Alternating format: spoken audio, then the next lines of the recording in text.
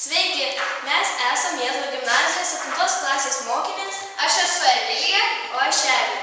Ir mes norim pristatyti savo projektą, kurį jau pradėjome prieš 2 savaitės. Tai yra stiklainiai su įberta įvairia žemė. Tai yra pirmasis stiklainis, kurioje yra parduotuvė žemė.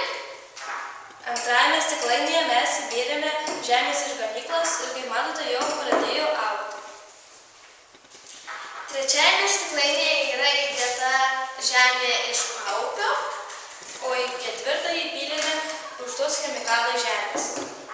Taigi tikiuosi, kad jūs mums padėsite savo idėjomis, kaip įgyvendinti mums šį projektą.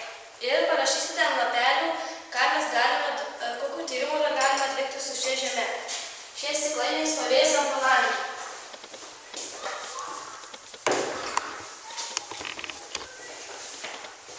Taigi tikiuosi, kad jūs mums padėsite.